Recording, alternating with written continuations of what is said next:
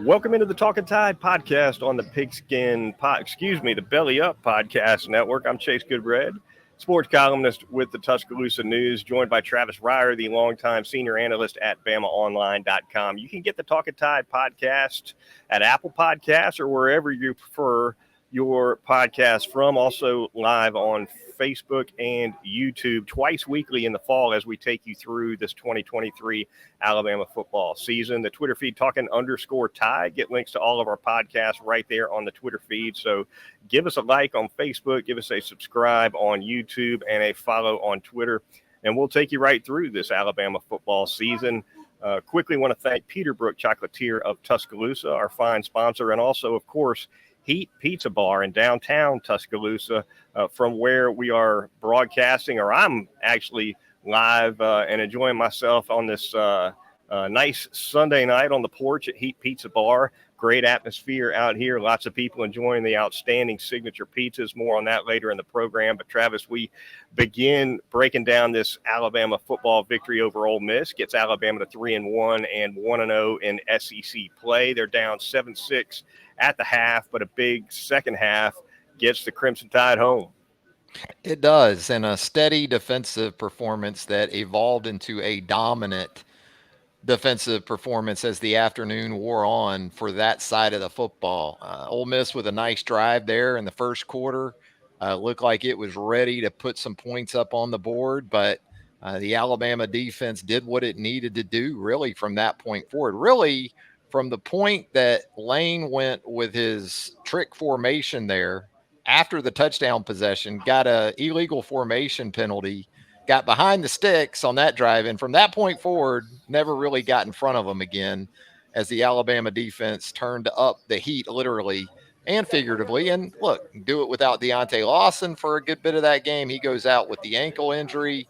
I thought those other inside linebackers filled in admirably. Jahad Campbell, Kendrick Blackshire, Trez Marshall, and just the perimeter of this defense continues to play at such a high level, whether you're talking the corners, whether you're talking the star, whether you're talking those outside linebackers, and then to get a step forward from guys like Tim Keenan and Jaheim Otis on the interior, Tim Smith also active in the game.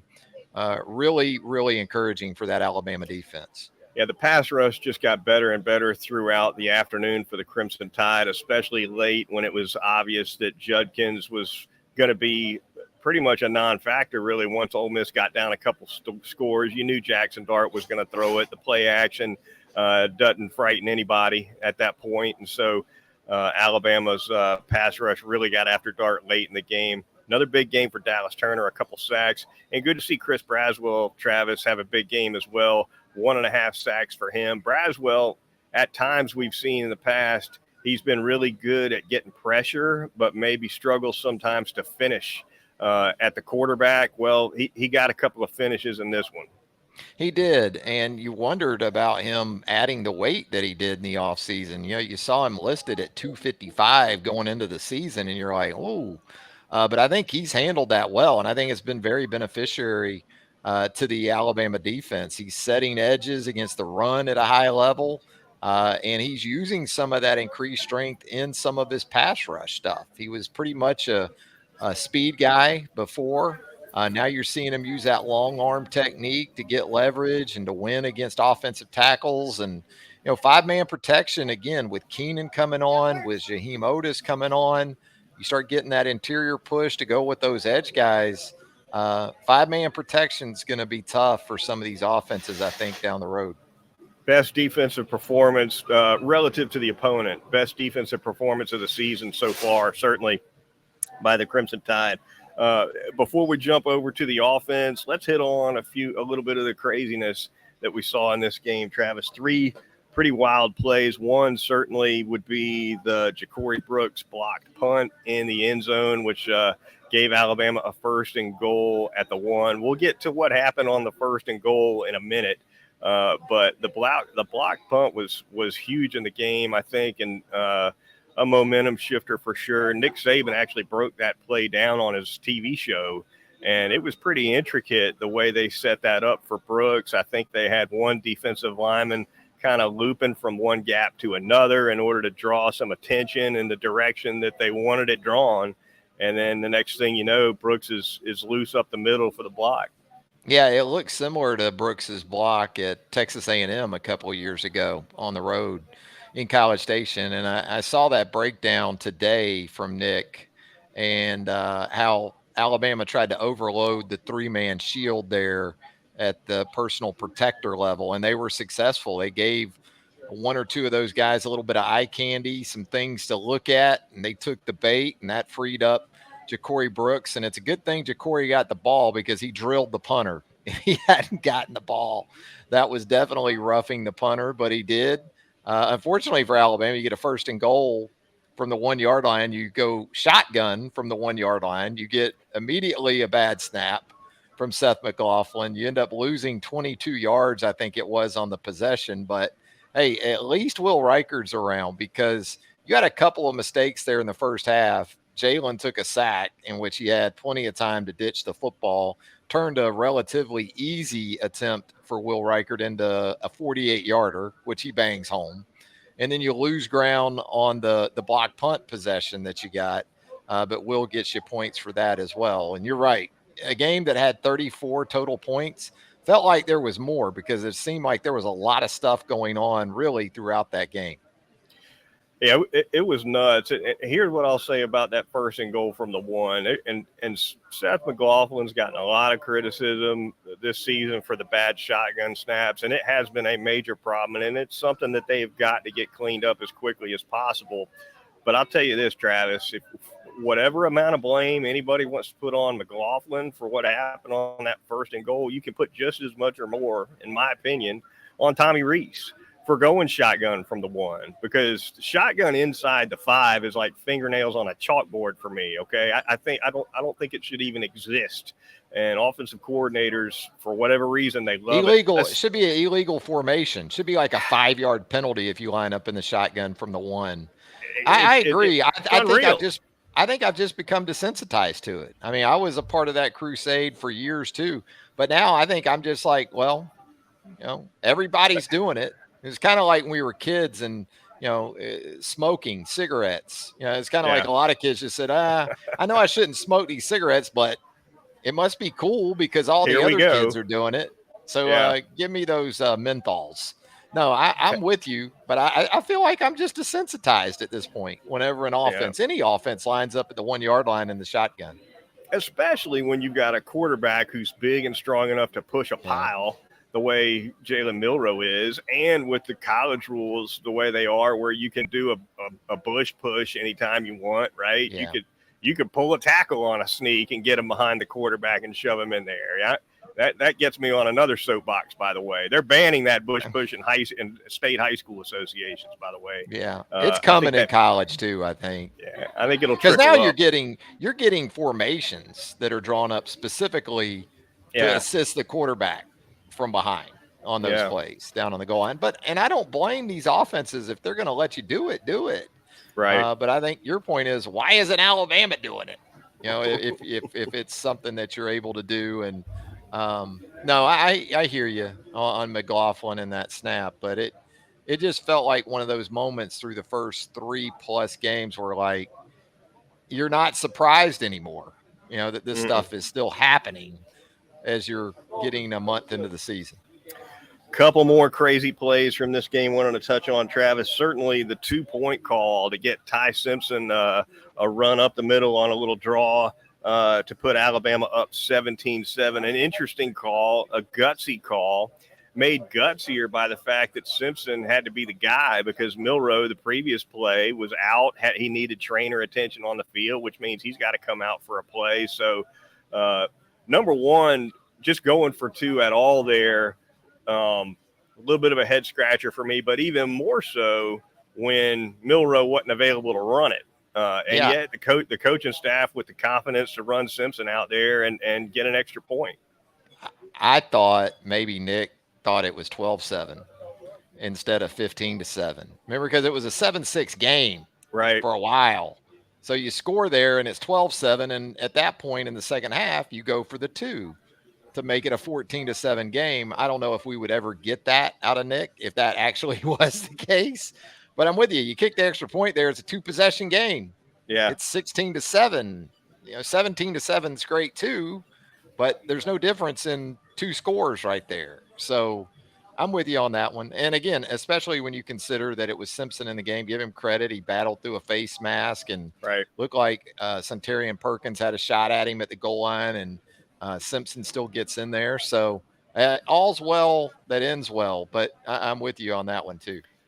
And then finally, to kind of top off the craziness, Travis, you had the sequence where Alabama essentially lost it down. Nick Saban asked about it in the post game. Just to recap that zaniness as succinctly as possible, Alabama thought they were sitting on a 3rd and short when they had actually been awarded the first down. So they go for a sneak trying to move the chains, and the chains were actually just moving just as that quarterback sneak was being executed.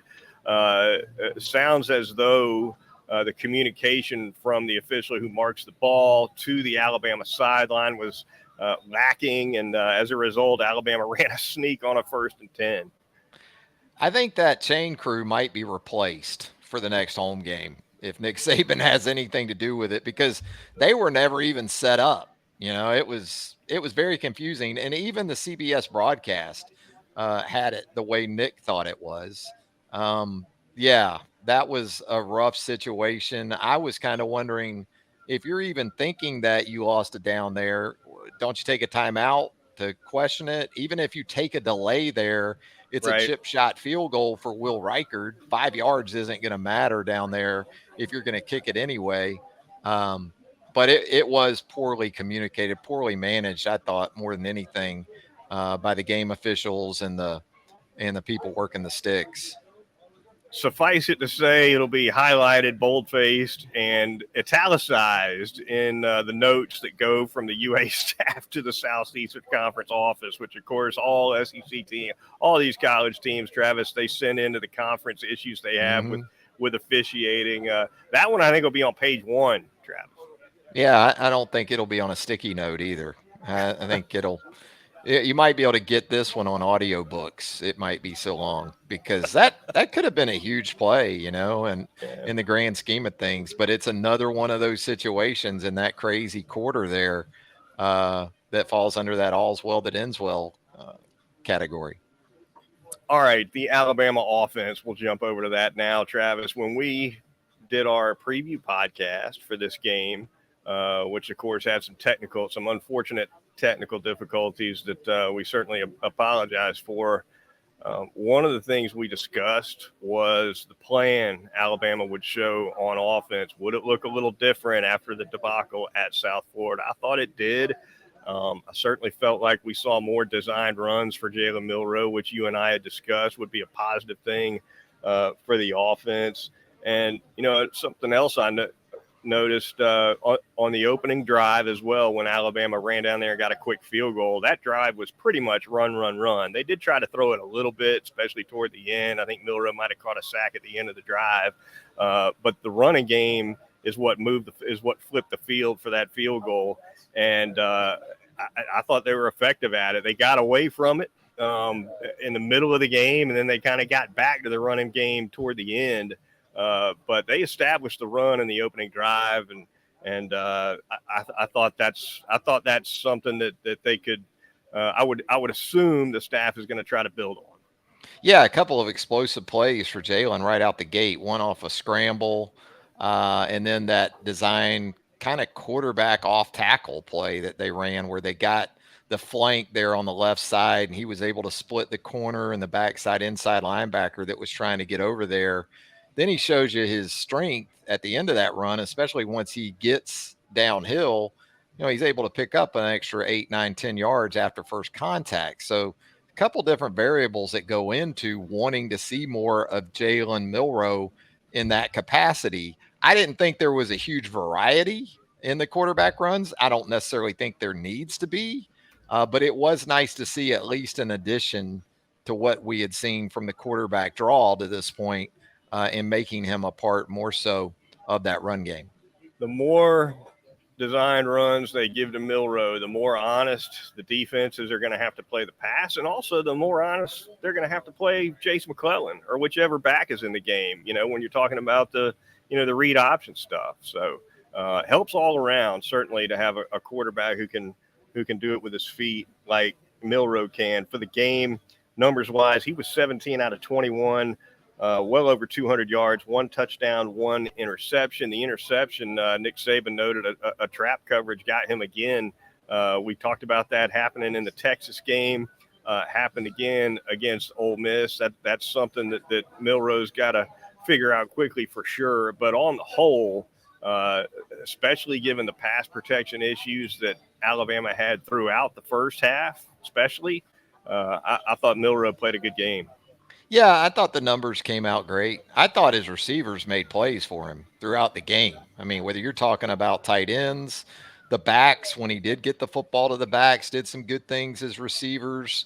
Um, the touchdown catch by Jalen Hale, uh, the long ball that Burton was able to adjust to in midair and make a great catch on there in the second half. If these guys really want Jalen Milroe to be their quarterback, they played like it in making plays for him really throughout the game on Saturday. I thought the protection was better than it's been.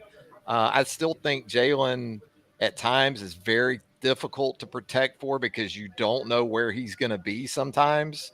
He doesn't always stay in there. I talked to Griff Redmill one time about this, about blocking for Sean Alexander.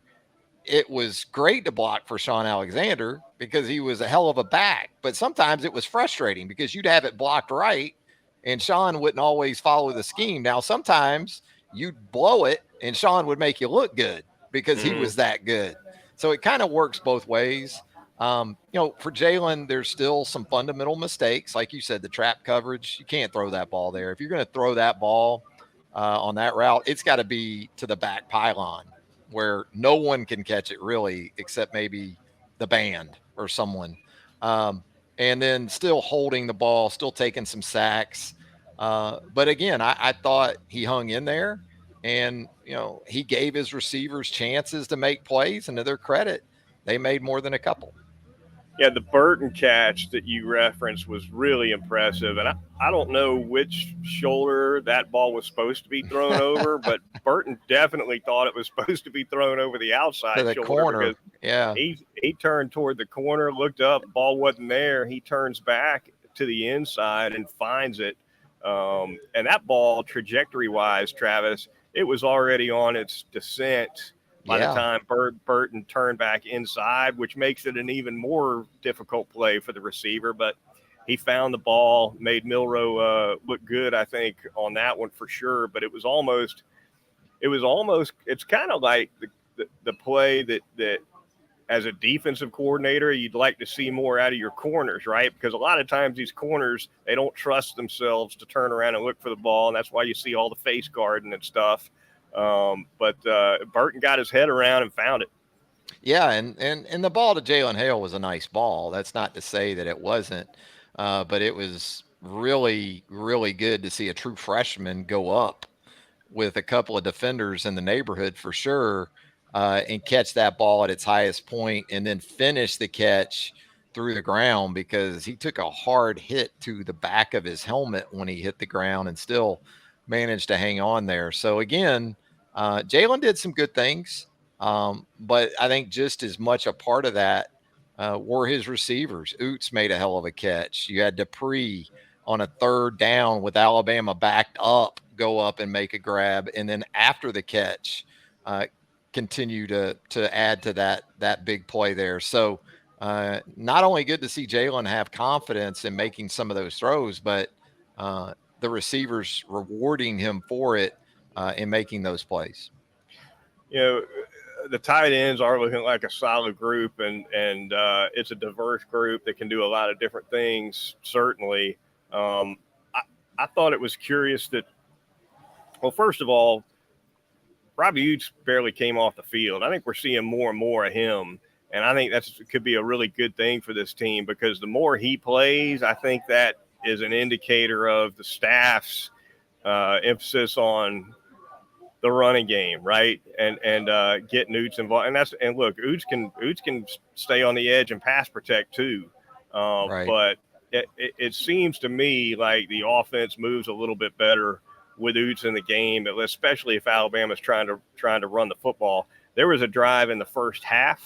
I can't remember if it was first quarter or second quarter, Travis, but Alabama spent most of the drive in 12 personnel with two tight ends on the field and pretty much went straight down the field. And then for whatever reason, when they got in the red zone, they started going 11 personnel and it bogged down, which usually you see the reverse, right? Usually it might be 11 personnel that moves you between the 20s and you get in the red area and you throw that extra tight in there and you kind of push your way forward to get whatever points you can get. But Alabama kind of flipped it there to its detriment, I thought. Yeah, red zone touchdown conversion rate usually favors the offenses that can run the football down there. And so I think there's a couple different ways to look at it. The field condenses, you're trying to spread things out, give yourself some more room to work maybe in some of those situations. But I don't think there's any doubt when they commit to 12 personnel right now, the pairing they seem to like the most is CJ Dupree and Robbie Oots. You're still going to see a lot of Amari Niblack, but I think Amari's more of their 11 guy, because Right. they can flex him out. They can put him in that trips look, that bunch look that they like to utilize, and he can be effective. And he's made some strides in terms of blocking and, adding the bulk and strength that he needs to continue to do and add. But if you just want to play more traditional 12, then I think Dupree and Oots are the guys you'll probably see out there the most. All right, the Talkin Tide podcast on the Belly Up Podcast Network, the Twitter feed Talkin_Tide, broadcasting from Heat Pizza Bar. Going to tell you a little bit more about Heat right now in downtown Government Square Plaza. I got the fine Government Square fountain right behind me here at Heat. It's a super atmosphere, great signature pizzas. You come out here and Frank Fleming's staff is going to get you taken care of with some super salads, super appetizers, and of course, some phenomenal pizzas. The Thai chicken pizza you can't beat. The chicken bacon ranch is a good one. They've got a buffalo chicken pizza you've got to try. And, of course, you can't beat the standard. That is the top specialty pizza here at Heat Pizza Bar, rated one of the top pizzerias in all of Tuscaloosa.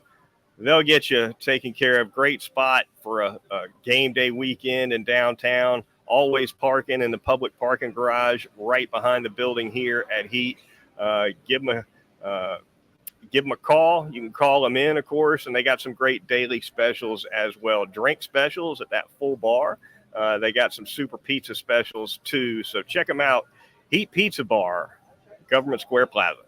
I'm going to tell you about Peterbrook Chocolatier over there in the Indian Hill section of Tuscaloosa, 1530 McFarland Boulevard North to be exact. There is that iconic chocolate wheel. And that's important because most of the inventory there at Peterbrook Chocolatier in Tuscaloosa, including those chocolate footballs right there, made in-house on a daily basis. So if you go to Peterbrook Chocolatier and you look in that case and you see those hand-dipped chocolate strawberries, you can rest assured that those strawberries were dipped that day. They haven't been sitting there for a day or two. They're not shipped in. They're hand-dipped daily, like so much of the other great items there at Peterbrook Chocolatier. 1530 McFarland Boulevard North in the Indian Hill section of Tuscaloosa. Suite 16 is Peterbrook Chocolatier right there in Tuscaloosa, Indian Hills. Check them out.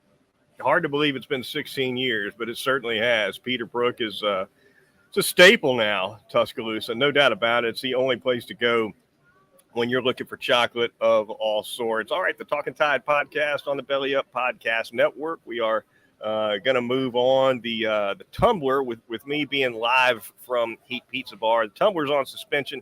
We didn't will make bring the travel roster. Yeah, That's didn't right. travel the tumbler. No. We'll get back Tumbler's into that tumbler. Like that third long snapper, when you go on the road, stays behind. That's right. That's right. We'll see. We might be able to bring it on the road at some point this season. I expect to be back at Heat Pizza Bar again at some point this fall.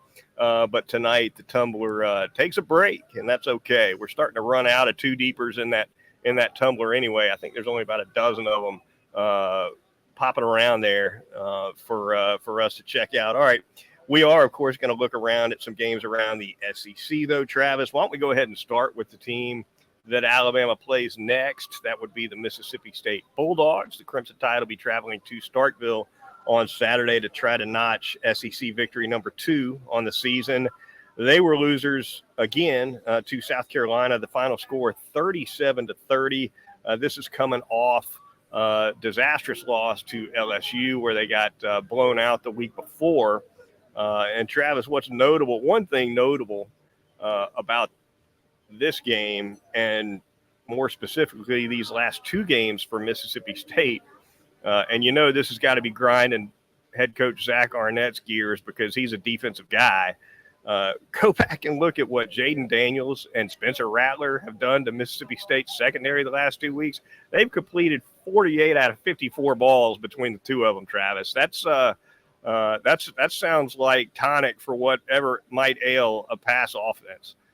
Yeah, and that was the concern going into the season for State, because MSU actually returned a good bit in that defensive front 7. So you thought, well, that should be a group that against the run is sturdy and can hold up, but can they get enough pass rush to protect a back end that over the last couple of seasons has lost some NFL caliber corners and now some sub and safety personnel to go along with that.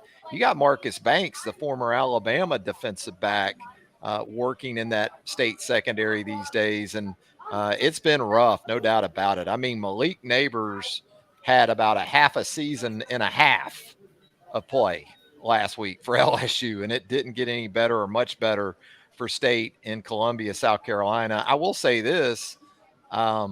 It was a turnaround performance for the State passing game offensively from LSU to South Carolina, because Will Rogers had a monster game in Columbia. But so you're kind of left to wonder exactly what you're going to see from State from an offensive perspective. But I don't think this Alabama team, though, even with that big win over Ole Miss, that top 15 win over Ole Miss, can just take a breath and say, oh, we're good now. We can go on the road and we can take care of business. Not a problem. I'm not quite there yet with this Alabama team. So it'll be interesting to see how they respond to what happens Saturday. A couple other games around the SEC. Texas A&M takes care of business against Auburn, 27-10, the final there. That one in College Station, Travis. And what about Jimbo Fisher playing 12th man on that turnover, going the other way? The only Auburn touchdown scored in the game was a defensive touchdown, and it goes about 4 yards outside of Jimbo Fisher, but inside the field of play. Phenomenal moment there for Jimbo. I'm sure he was asked about it in his post game, but I did not catch what his comment was. Well, even if you did, you I don't know if you could understand. Well, I was out there. I can't. Jimbo get in a situation like that, it's sped up even more. That was a rough watch, though, that entire game. Max Johnson came off the bench actually for Connor Weigman, who went out injured, and did some nice things, hit some explosive plays to Evan Stewart, the outstanding wide receiver. But I was watching that game alongside Clemson and Florida State, and I felt like the ACC game was Texas A&M Auburn, and the SEC game was Clemson Florida State. The high-level football was being played in the upstate of South Carolina, not so much in College State. That was a rough watch Saturday. Finally, LSU takes care of Arkansas. That final score, 34-31. The Goodbread pick of the week, a winner again. Travis, 13-3-1 now against the man. Had the over in that one at 54.5, and it looked really bleak at the half. I think at halftime they hadn't even, with 1 minute to go in the first half, I think there had only been like 9 points scored in the game. The under was looking like a cigar, as it's sometimes called when it's in the books. But no, a flurry of offense from both teams in the second half gets that over home, and it got Brian Kelly home by 3 points. Winner of the boot, Brian Kelly. I don't know much about the SEC right now, though, man. Whether even Georgia, I think Georgia's a really good team. Is Georgia a great team at this point? Somebody's got to be number one in the country. I don't know if there's a great team in college football right now, period. But I didn't expect that type of finish in Baton Rouge. Give Sam Pittman, give KJ Jefferson a lot of credit. You know, KJ Jefferson's a guy who I wondered about in terms of his viability at the next level. And I'm still not convinced he's a starter in the NFL. But that game Saturday night, if I'm watching that as an NFL team, there's a lot I like about KJ Jefferson, especially in an offense now with Dan Enos that translates more, I think, to the NFL than the one he previously worked in with Kendall Briles. Before we get out of here, Travis, we'll go ahead and bring in a friend of ours, friend of the program, and former Alabama defensive lineman, Sam Matthews, chiming in with a question. Wants to know who those alphas are on the line of scrimmage. Always important. And of course, Sam knows a little something about playing up front, Travis, and it's a good question. I think J.C. Latham is your alpha on the offensive side. I don't think there's much doubt about that. On the defensive side, I guess it depends if you're counting those OLBs or not. I'm going to guess Sam is not counting outside linebackers when he's asking about this regarding the DL. Yeah, I'll say it again, though. I liked what we did see against Ole Miss from Tim Keenan and Jaheim Otis. I thought we saw some very positive signs in terms of guys that might be ready to take that step to become more of those war daddy types. Alabama fans and former Alabama players like Sam have grown accustomed to seeing. So it's still kind of a wait and see, I think. And Tyler Booker on the offensive line at times can be that kind of guy as well to go along with J.C. Latham, but I don't think anyone would argue with Sam either. There needs to be more consistency, needs to be more down in, down out presence from those type of guys moving forward. You like to see those if when you're talking about DL play, you like to see somebody up front on the inside who can, even if he doesn't break free and get sacked, somebody who can take a center or a guard and just shove them right in the quarterback's lap, which is something that's kind of a hallmark of some of Saban's great defenses of the past. We've seen that with, Deron Payne and Jonathan Allen and some others. Doesn't look like there's that kind of guy, at least at this point on this defensive line. But as you noted, there's certainly signs from both Keenan and Otis that may be coming. Yeah, I agree. I think so. I'm gonna go with the positive outlook with those kind of guys, and I think there's some more guys coming in the pipeline too. I think a guy like Jordan Renaud, who we may not see a lot this season in time, could have a developmental path or arc that's similar to, say, a Jonathan Allen. Just going to take him a little time physically to get there. James Smith looks the part too, doesn't he? Yeah, James Smith's added some weight, and he's been in that mix. I think that's where he's a little bit maybe ahead of Renaud in terms of viability as a true freshman. But I think there's some potentially good things coming. It's going to do it for this edition of the Talkin Tide podcast. I want to thank Heat Pizza Bar for hosting us tonight. Great to be out here in Government Square at Frank Fleming's fine pizza establishment. Of course, want to thank Peterbrook Chocolatier of Tuscaloosa as well. Be sure to join Travis and I midweek when we broadcast again, previewing Alabama's upcoming game against Mississippi State. Until then, for Travis Reier of BamaOnline.com, I'm Chase Goodbread, sports columnist with the Tuscaloosa News, and we'll talk to you next time right here on Talkin Tide.